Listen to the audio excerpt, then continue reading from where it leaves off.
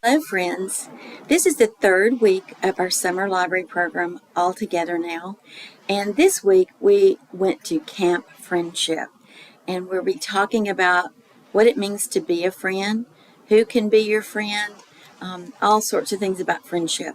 When I was a little girl, my mother used to tell me that to have a friend, you have to be a friend. And I think that's the first golden rule of friendship, to treat other people the way you would want to be treated. So this week, as we think about friends and friendship, be sure that you treat others the way you want to be treated.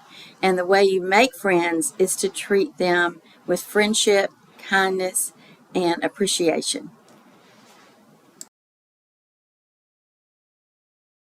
This week is Juna's Jar, written by Jane Bach and illustrated by Felicia Hoshino. And it was published by Lee and Low Books. Juna's Jar. Let's see what happens in this story. Juna's family always had a large jar of kimchi in their fridge. After they finished eating all of the kimchi, Juna sometimes got to keep the jar. Juna loved to take the jar and go on adventures with her best friend Hector. They went to the park near their apartment building to collect colorful rocks and small bugs. Once Hector found a green caterpillar. Juna worried that it wouldn't have what it needed to make a cocoon, so they let it go. One morning, Juna went looking for Hector to go on another kimchi jar adventure. She ran downstairs to his mother's apartment. "Hi, Abuelita," Juna said to Hector's grandmother. "Can Hector come out to play?" "Hola, Juna," Hector's grandmother said, giving her a hug. "I'm sorry, Hector is not here." Then she told Juna that Hector's parents had come the day before and taken him to live with them in a big house far away. Hector had wanted to say goodbye, but Juna was not home. So Juna's upset to learn that her good friend, best friend, Hector, has moved away. Juna was very sad. When she got back home, her big brother, Minho, tried to cheer her up. He took Juna to Mr. Lee's pet shop and bought her a small fish. Juna watched the fish swim circles in her jar. That night, when everyone else was asleep, Juna put on a diving mask and fins and dove into the water. Can you see Juna in her diving mask and fins? And there's her fish. The fish looks like it's gotten bigger. Juna's fish took her everywhere. They swam with sea turtles, played with dolphins, and discovered a giant clam. "Can you help me find my friend Hector?" she asked their fish. They swam to a dark underwater cave. Hector wasn't there, but they found huge snakes slithering in the sand. Oh my. When Juna got closer, she saw that they were actually tentacles. Juna wondered if they belonged to an octopus or a giant squid.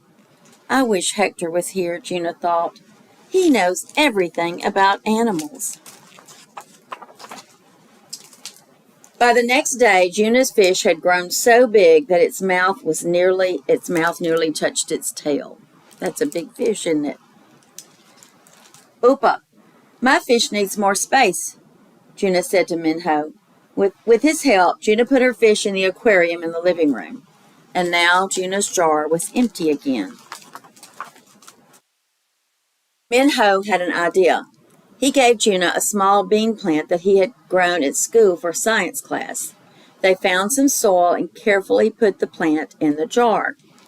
That night, when everyone else was asleep, Juna put on hiking boots and climbed down the plant into a lush green forest.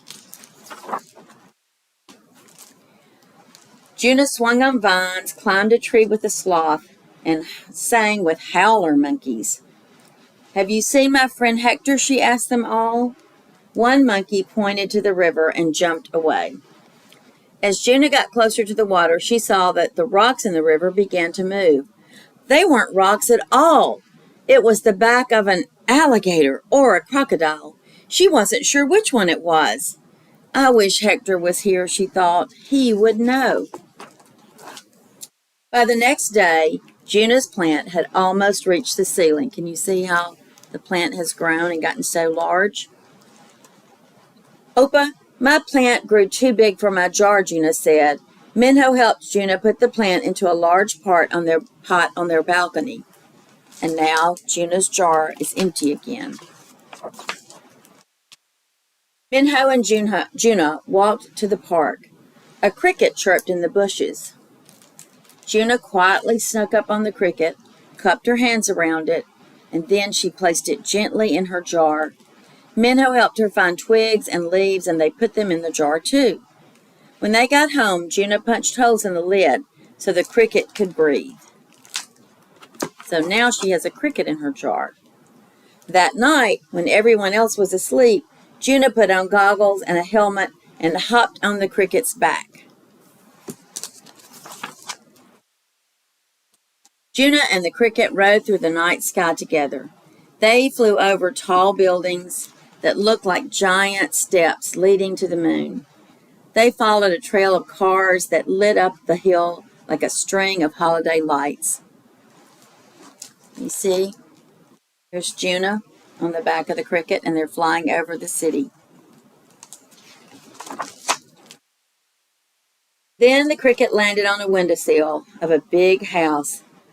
Luna peeked in the window, and there was Hector.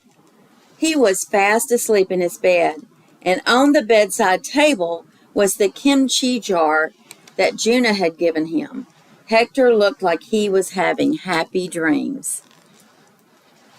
Juna smiled. "Bye, Hector," she whispered. Then she hopped on the cricket's back and flew home. By the next day, the cricket's antenna poked through the holes in the jar's lid. "Opa, the cricket grew too big for my jar too," said Juna. So Minho and Juna walked to the park and set the cricket free. Juna's jar was empty again. Juna looked around the park and wondered what she could put in her jar. "I wish," she thought. "Look what I found," a girl behind her said. "Can we put it in your jar?" Juna turned around. A green inchworm was wiggling up the girl's arm. Juna smiled and held out her jar. So Juna has made a new friend at the park. Isn't this a wonderful story about Juna's adventures and her dreams of finally finding Hector, her friend who's moved away? I hope you enjoyed Juna's Jar by Jane Buck.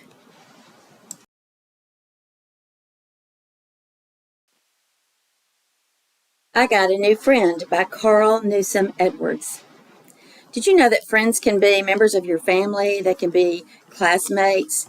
They can even be somebody that you just met in the park, in like the last story we read. But in this book, the friend is not a person. Let's see what happens.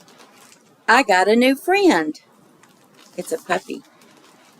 She's kind of shy. Do you see how she's looking under the table, and there's the puppy over there a little scared or afraid?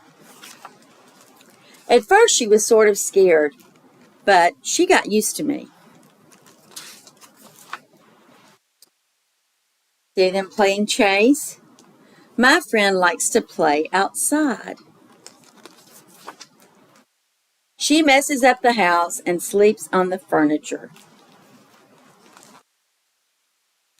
She's stinky, but that's okay. She gets lost and found. Sometimes she gets dirty and needs a bath. See, she's bathing her puppy. My friend is a sloppy eater. See, she's knocking the food all over the floor. But she can wash her face all by herself. You see how the puppy uses her tongue to wash her face. She's really, really noisy. She's barking, except when she's asleep. She needs lots of hugs, kisses, and even more kisses. She can be a lot of work, but I love her. She's my little girl. How to care for your new friend. Help each other, share, keep clean, and play together. Hope you enjoyed this book, I Got a New Friend by Carl Newsom Edwards.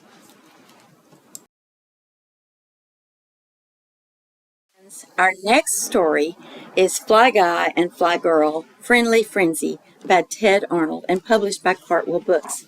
Now we've read one story where a little girl loses her best friend and finds a new friend. We've read one story where somebody gets a new friend that's a pet. And in this book, we have some of both. A boy had a pet fly named Fly Guy. Fly Guy could say the boy's name, Buzz. A girl had a pet fly named Fly Girl. Fly Girl could say the girl's name, Liz. Chapter 1. One day, Buzz and Fly Guy saw Liz and Fly Girl playing in the park. Hi, Liz, said Buzz. Oh, hi, Buzz, said Liz. Let's climb this tree. Sure, said Buzz. Fly Guy said, What's up? Fly Girl said, Whiz up. Fly Guy and Fly Girl followed Buzz and Liz. It's nice up here, said Buzz. It's my favorite tree, said Liz. Fly Guy and Fly Girl said, Wuzzle, wuzzle. Can I join you, said a boy. Sure, said Liz. I'm Liz. And I'm Buzz, said Buzz. I'm Carlos, said the boy. I like to bring my pet to the park, said Carlos.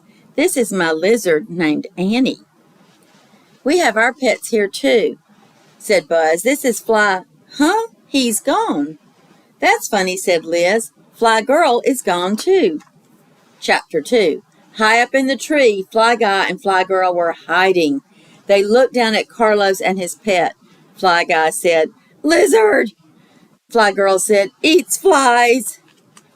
Meanwhile, back at the branch, Buzz said, Where are they? Maybe they hid because lizards eat flies. No, said Carlos. Annie wouldn't do that. She's sweet. Just look at her. She's gone. High up in the tree, Fly Guy and Fly Girl said, Where's Lizard? They couldn't see Annie anywhere. Oh, look. Annie the lizard is right above Fly Guy and Fly Girl. Meanwhile, back at the branch, Liz and Buzz cried, What if Annie is trying to find our flies and eat them? Carlos said, No, I feed her well and I never feed her flies, so relax. High up in the tree, Fly Guy and Fly Girl heard something behind them. What could it be? It was Annie. Chomp, spit, ah. Meanwhile, back at the branch, Buzz said, So what exactly do you feed Annie? Stuff, said Carlos, like maggots. Buzz and Liz screamed, Maggots or baby flies? Carlos cried, How am I supposed to know that? High up in the tree, Fly Guy and Fly Girl surprised Annie. They bit her on the tail. Chomp, chomp. Annie fell down out of the tree. At the last second, Fly Guy and Fly Girl let go. Annie jumped right up and chased them.